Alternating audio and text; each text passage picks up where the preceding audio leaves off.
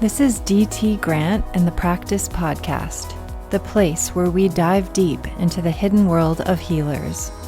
Today, I'll be interviewing a woman from Denver, Colorado, who is a licensed acupuncturist and works as a medical intuitive, as well as with something she calls 5-element sessions. Please take me to that other place. You make me feel in another way.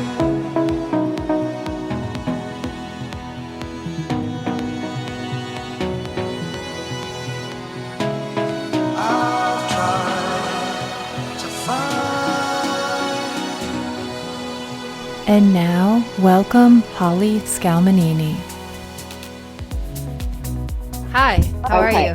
I'm doing great. I'm really excited about this. Thank you again for having me. Holly and I met about a year ago when I was undergoing some health challenges after eating an excess of oysters, 40 to be exact. This is an example of my extremism, often to my detriment. Before I begin, I want to clarify that this podcast is entirely informational. The information provided should not be used for diagnosing or treating a health problem or disease. And those seeking personal medical advice should consult with a licensed physician. We are not responsible for any losses, damages, or liabilities that may arise from using this podcast. Now, to begin, here is a snapshot of a session with Holly. What I would prefer to do is just sort of tune in with you intuitively and just sort of see what I pick up and what I'm feeling. Okay, sounds good. So I'll be quiet just for a moment or Sure. two when I connect with you. And be with the blessings of the divine, that this session benefit both in our personal and spiritual growth. Amen. I mean, I have permission to connect to your higher self. You do. Thank you. The dog is saying you do. Yeah, right. You know, what I'm aware of, usually the first thing that I pick up in my intuitive readings is your 5-element constitutional type. And so we talked in our last session about you being a wood constitutional type. Wood types tend to be good leaders and teachers and visionaries. What I'm aware of today is it feels like you need a break. It feels like you need time away. It feels like you are tired, exhausted. Does that resonate? Yeah, I really love what I'm doing. I feel like this podcast was like what my life purpose is, because it's a combination of my creativity and music and health and travel, but I can't sleep.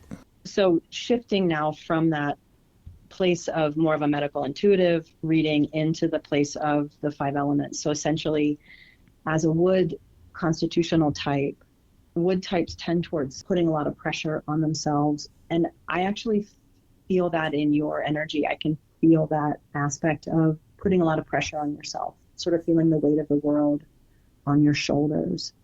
And I feel that actually in relationship to the passing of your dad, where there's almost this feeling where you feel responsible for healing what happened to him within yourself. I mean, I definitely think about what happened to him and having the same genetics. You know, that is where it started, but because of that, other things kind of turned to shit, but it wasn't really his death, although as I grew older, I realized what I was lacking, or I never knew what I was lacking. I still don't. Mm-hmm. What's it like to have a father? You know, and I can't have that back. Holly and I then caught up on what happened last year. Last year when I talked to you, I thought I was dying. I talked to this woman, Two Bears, about it. I said the only thing I could attribute it to was these 40 oysters I ate in like a matter of a day or two. But the oysters made me violently ill, and I should have thrown up, but I didn't. But I started spinning. I got dizzy. I felt really sick. And from that point on, I slowly got weaker and weaker, and I felt like my body shut down and stopped absorbing everything. I remember trying to find a new primary care doctor and telling her, maybe I'll just do a stool transplant. And she looked at me like I had 1,000 heads. Like, why would that do anything? And nobody was offering anything to help me. I have been really interested in the idea of stool being the future of health and medicine. And basically, you take stool from a healthy person and put it into someone who's not healthy, and it regenerates healthy gut flora. I have my own criteria of what I think is a good stool donor. Within 10 days of starting it, I started to feel better. Wow. Yeah, so I did that, and I can't attribute anything else. Nobody gave me anything else. And now, moving on to an interview. So to begin, I guess I'd like to hear a little about what led you to the work that you now do. I think part of it is my upbringing, of course. Growing up with a mom who taught meditation and yoga, intuition was definitely valued in the home that I grew up in. I think it was a progression. I thought I was going to do public relations. I had this fantastic internship working for this big PR firm in Hollywood. And I think that really helped me to kind of look at what I really wanted to spend my time and energy on. Healers generally don't stop in one place. It is sort of continually evolving and progressing. And so one modality sort of morphed into the next, into the next, into the next. And so it started off with physical therapy and then massage therapy, yoga, acupuncture, intuitive readings, and now the 5-element sessions. Regarding the Iyengar Yoga, did you do the full teacher training? Because it's very complicated, and my awareness is you have to study with a certified master for years, and then you have to go to India and actually learn with, it used to be BKS Iyengar himself, who is no longer alive, so now his daughter or granddaughter, if you get fully certified to become a master. Is that correct? Yeah, the certification process in Iyengar is really intense. So I had someone who was sort of my main teacher that I studied with. I had the intentions of going through the certification process, but I just never made it that far. It's about a minimum of 5-year process just to get certified at the first level. That's what I heard with Iyengar Yoga. It's a really long, arduous path. It's not that common. It isn't that common. It's rigorous. Iyengar was very tough and very precise. What I know about BKS Iyengar was that he struggled with many health issues. He felt yoga should be accessible to all people, and so he came up with a form of yoga using props, including chairs, blankets, ropes, etc., to help everyone do yoga. His style of yoga is incredibly anatomical with perfect alignment so as to prevent injury. And it is the kind of yoga that I recommend for my patients because Iyengar's rigorous training makes me trust this kind of yoga for all of my patients, especially for those who have limitations and pain. Now back to Holly. So then you studied, was it acupuncture, Chinese medicine? Yeah, Chinese medicine school or acupuncture school are the same thing. I went to school and graduated with a master's degree, became a licensed acupuncturist. And you mentioned, was it an internship you did in China? I did. I got to study at a university. I was only there for a month. They really had this great ability to understand which conditions would do better with Chinese medicine and which conditions would do better with Western medicine. So they would use it complementary to mainstream medicine in that hospital, or was it only acupuncture? It was only Chinese medicine. So acupuncture, moxibustion, which is an herb, it's mugwort that is dried and aged, and you burn it actually on your body in different ways that can adjust the qi. There was this whole floor that was all cupping. Cupping is an ancient technique used thousands of years ago as a therapeutic practice. Starting in Macedonia and Egypt, it then progressed to many parts of the world, including India, China, and others.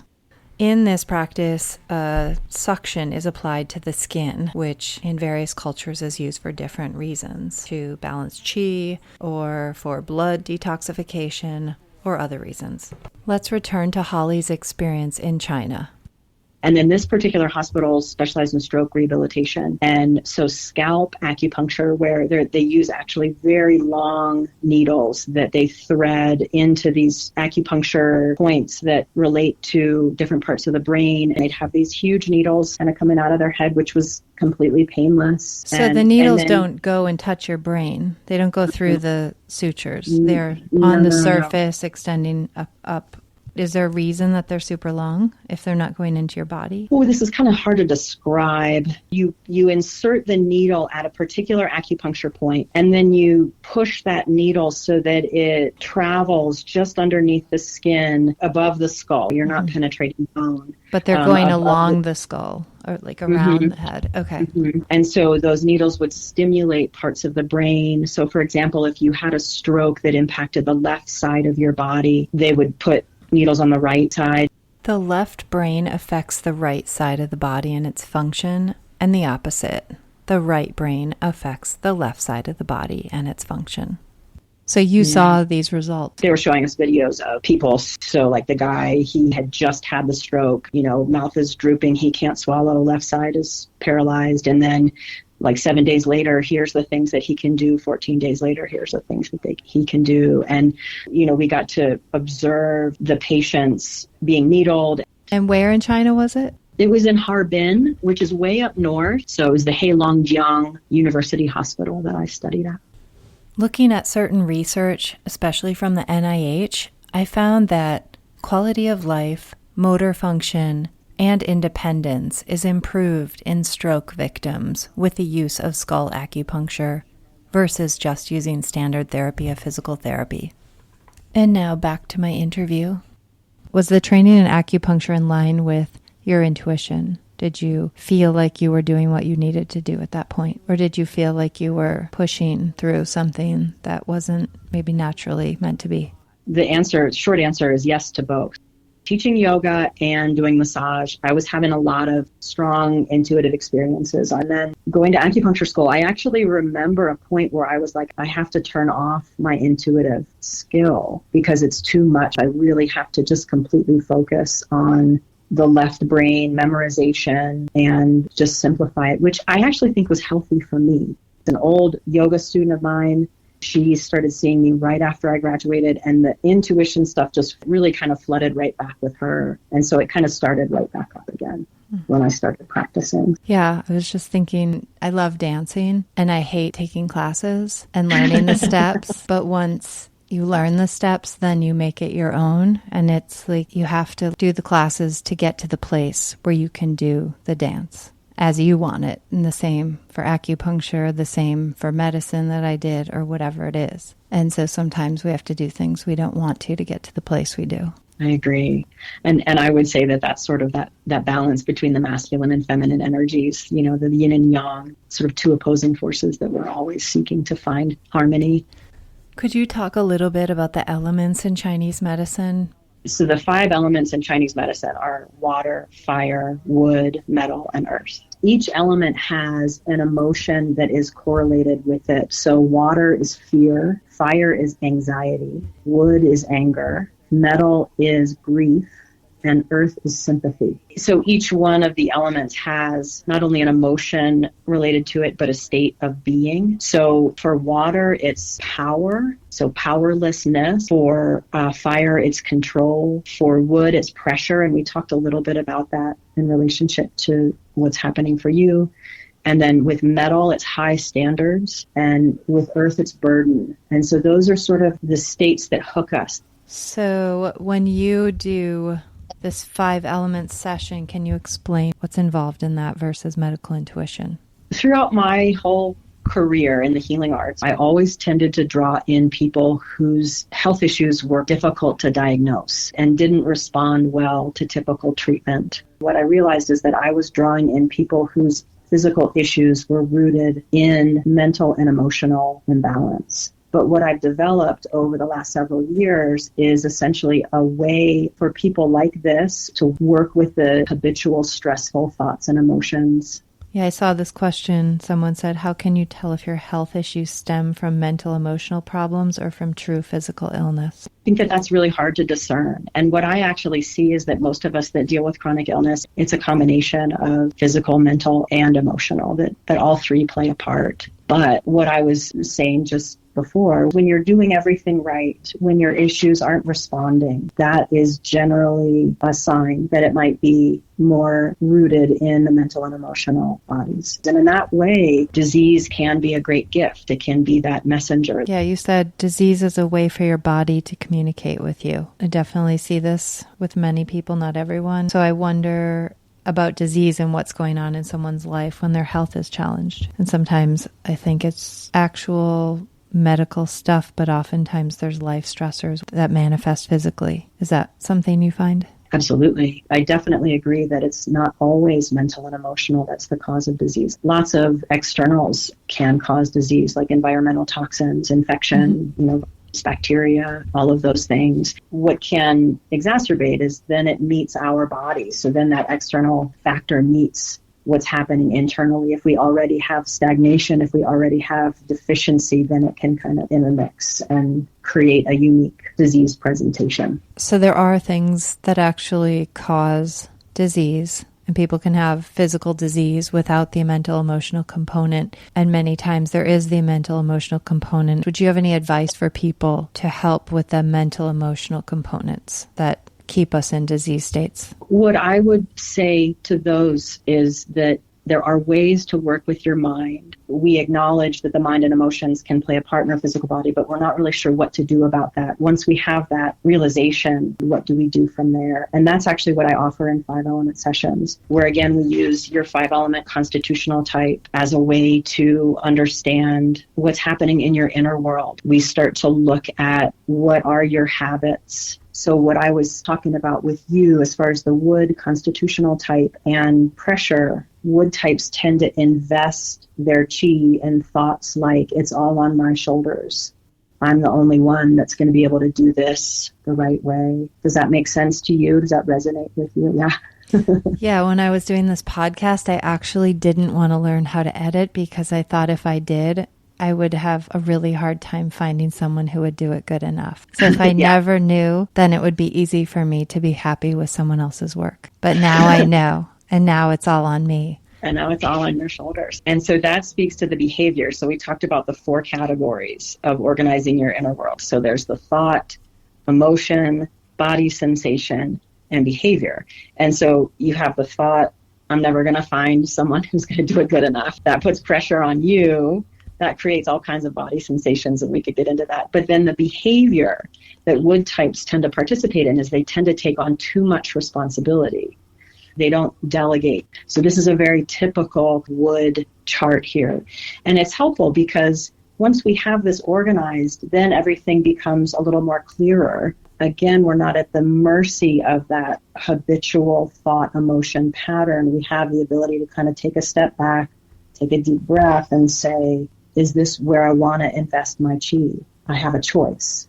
I have a question. So another thing that came up in my mind is my children. One of my big love languages is acts of service. I've realized that my way of showing love to my children is acts of service, and I want them to learn to do things themselves, and I'm really struggling to step back because I feel like I'm withdrawing love by not doing it for them. Oh, how very interesting. Well, this would actually speak to the second part that I do in the 5-element session. So the first step that we do is this organizing your inner world. What we do with these charts is we then understand that it's the thought is what's creating the emotion, the body sensations, and the behavior. So if we can zero in on the thought, we can ask ourselves how true that thought is. So you were just saying that you feel like the act of service, doing things for your children is a way of showing them love. And so withdrawing that would be withdrawing love from them. Is that true? No, there's other ways, but I think the big thing they would want most is quality time. Exactly. So what you can start to do when you're in that moment of feeling like, well, I'm just going to go ahead and do my daughter's laundry for her because that's an act of service, you could take a moment and sort of look at that and be like, well, okay, hold on a minute. Is that really the best way to show love? Is there a better way to show love? Because when you do things for them, isn't it true that you're also sort of giving the message that you do it better and that they don't do it as well as you? That's true. So very true. It's a mixed message. Yeah.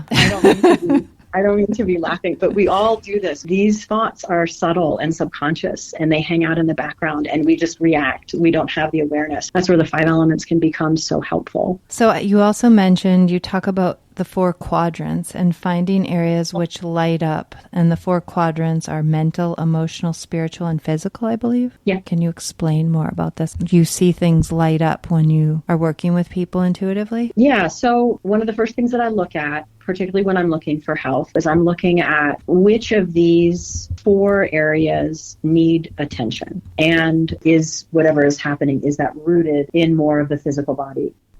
Rather than science, medical intuition uses insight or intuition to find the cause of medical or emotional conditions. I discovered a study by the NIH which reports a 90 to 100% accuracy around finding the main issues going on in someone's body, and also in describing the connection between a person's life events and health issues using medical intuition. Now let's return to Holly's approach with the 4 quadrants. So if we need to continue to focus on the physical, that's where I stay in a reading. The mental quadrant is just thoughts. So the thought of, it's all on my shoulders, I'm the only one that's going to be able to do it right. These are all very typical wood thoughts. And so then the emotional body are the emotions that are created from the thoughts. So the mind and emotions really play in together. The spiritual side of things, in Taoism, there's a concept called original nature, which is our connection to the Tao, or whatever word works best for you there, source or spirit or the universe or God. We're intimately connected with the Tao. It's always there. And our stressful, habitual mental and emotional states are essentially what blocks us or clouds us from remembering that original nature or our connection to the Tao. You know, it's usually that I'm not saying that the spiritual side of things needs to be addressed. It's usually that how are we not connecting to that source energy? Just thinking about things lighting up, and Two Bears, when I talked to her, she talked about spirit guides and that they're there. She said, sometimes I see them, mostly I hear them. So are you a visual person? Do you see things, so as far as intuition, or how do you get your messages with medical intuition? Yes, I see pictures in my mind's eye. You do? Yeah. So that falls in the clairvoyant category as opposed to like clairaudience or clairsentience. Okay. I think clairsentience is probably second for me. So I'll see a picture in my mind's eye or I'll feel things through my body. Okay. Interesting. I had a patient asking me some questions when I was talking about this podcast, and he asked if most of my patients come to me for healing or to fix it. And I said, absolutely to fix it, because I'm a doctor and I get referrals from other doctors. And I told him, because I've been doing it long enough, I'm not embarrassed to talk about this, but I don't feel a lot. It's frustrating because people ask me, do I feel different? Do I feel better? And I'm like, I don't know. Don't ask me that. Sometimes I tell people the truth. I know when I'm done, but I can't really tell you a whole lot about it. And so I said to the patient, our head wants to know, but does it really need to know? Because my hands are doing what needs to be done. I love that. I mean, I think I would identify most with clairsentience than anything, but I still feel like I have clair-nothing, whatever that is. You studied acupuncture and then you went for a certificate of medical intuition. What brought you there, and what was that like? I didn't know those kinds of schools existed. They do, and they're more and more and more common. Mainly, it had to do with that I was just picking up lots from people, and it was really draining for me. I think what was mainly draining was not knowing how to handle that or what to do with that information. I worked for Kaiser for a while as an acupuncturist. I worked in their complementary and alternative medicine department. I had a lot of infertility patients, and I had this one woman who was coming to see me, and I just knew immediately that she didn't actually really want to get pregnant. But she's sitting there telling me the whole story of I can't get pregnant and all this stuff. What I learned later is that she was in her second marriage, and she already had kids that were 10 and 8, and her body was just done. But that's one of the distinct memories of being inundated with this intuitive imprint and not knowing what to do with that. It wouldn't be appropriate for me to say something to her at that point. I also had a couple of mentors that were so insanely helpful for me in learning really how to get people from where they are into where they need to go. The woman who wanted to get pregnant, but really didn't, according to your Yeah. intuitive reading. I love Yeah. that stuff. And it actually makes me think about Ina May's Guide to Childbirth. Just to note, Ina May Gaskin has been referred to as the authentic mother of midwifery. And she had a place in Tennessee called the Farm. Women would go to the farm and deliver babies with midwives. So back to Ina May Gaskin. On her farm, people would come there, and in one story, the baby wouldn't come out because they were terrified of being a mother. And they would look into the mental, emotional side of why the delivery wasn't going easily. Yeah, it's kind of like Carolyn Myss, or, she does medical intuition. She's the one who coined the term medical intuition. Oh, interesting. I didn't know that. So she is the leader. I think she's shifted a bit. Anatomy of the Spirit, I consider to be kind of the 101 of medical intuition. She has another amazing book called The Creation of Health, which she wrote with Norm Shealy, who actually, he just passed away. I'm not sure if you know who he is. He was really who coaxed her. So he was a physician. He passed away in July, and he was very interested in the energy side of things and met Carolyn Mace. He would have a patient in the room and he would call her and just say, "What do you see?" And he wouldn't tell her yes or no. He would just hang the phone up. And so they started working together remotely. But she was like, I must have been doing well because he kept calling back. As Holly said, Carolyn Mace was the first person to really write about the idea of medical intuition. Many of her books and events around speaking focus on spirituality, mysticism, health, energy medicine, and human consciousness. In her book, Sacred Contracts, Carolyn Mace talks a lot about the idea that we come to Earth with a contract or a purpose that we need to live out.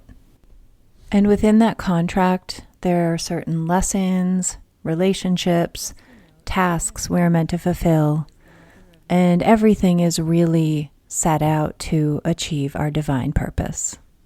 And now, back to the interview.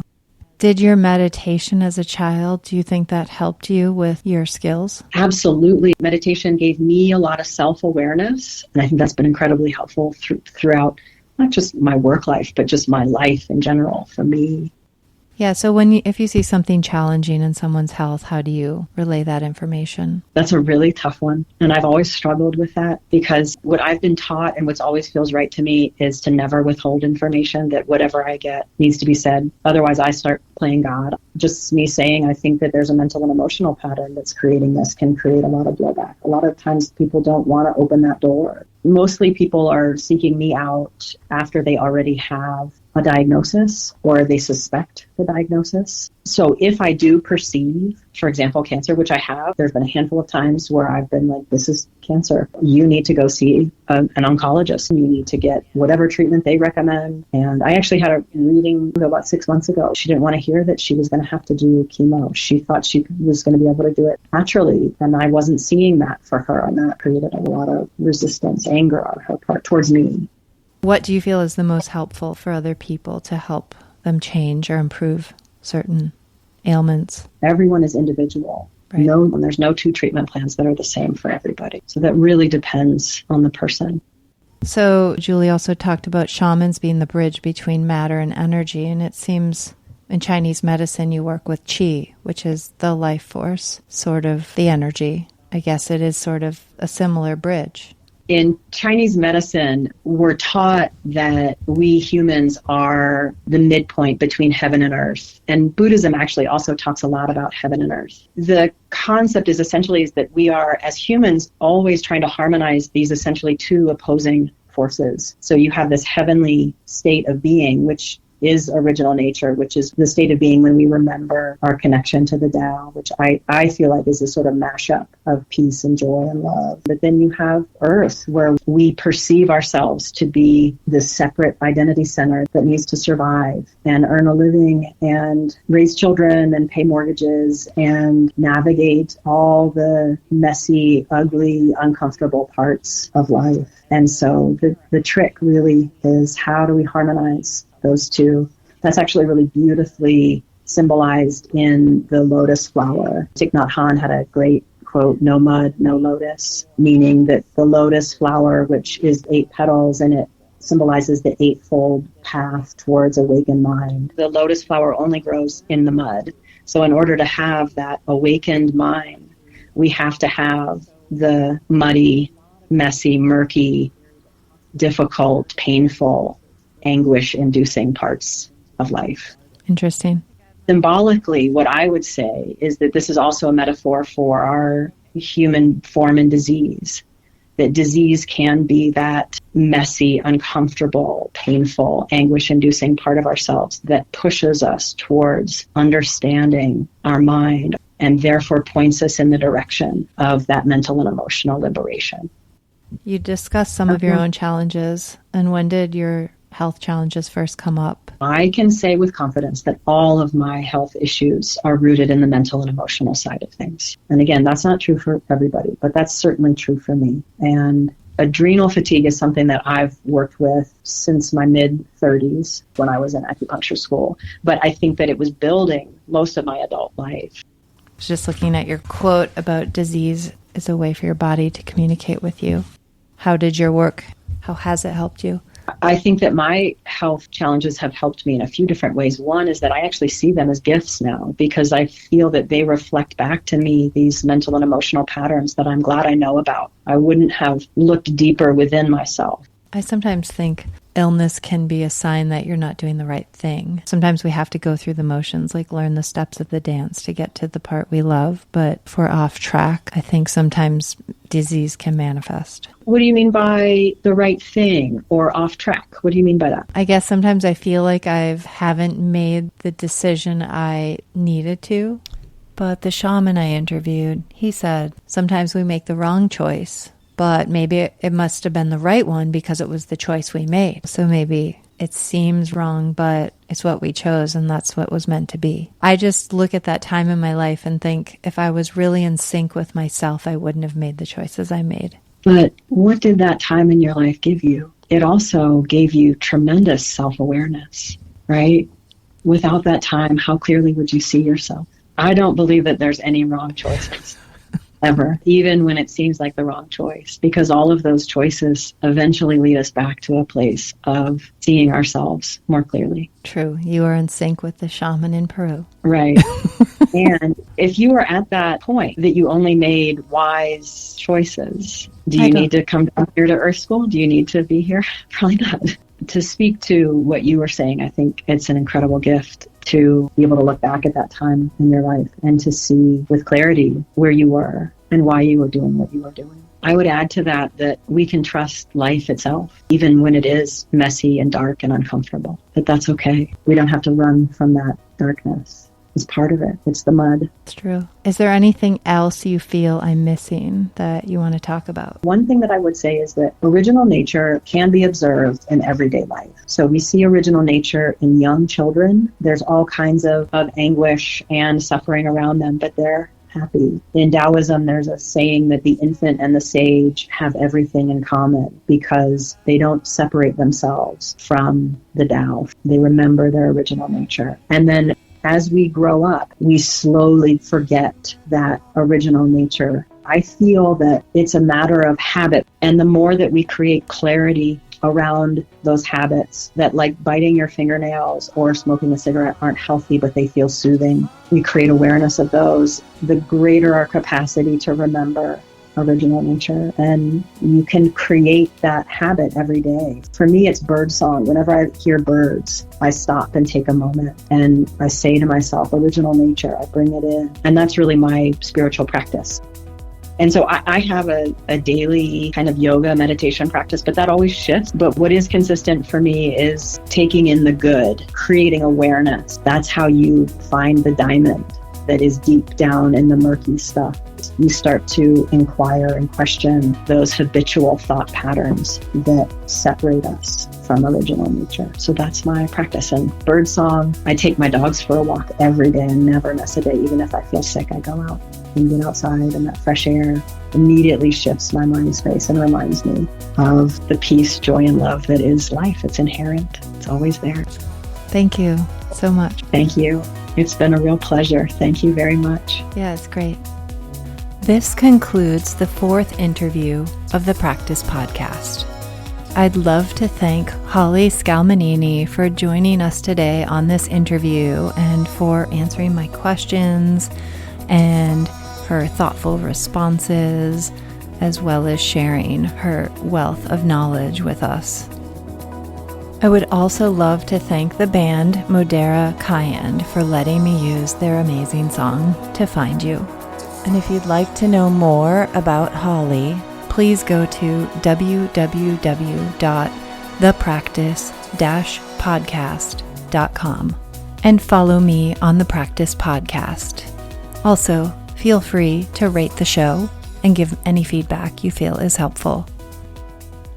This is DT Grant, wishing you a magical and inspiring journey towards health. Thanks for listening.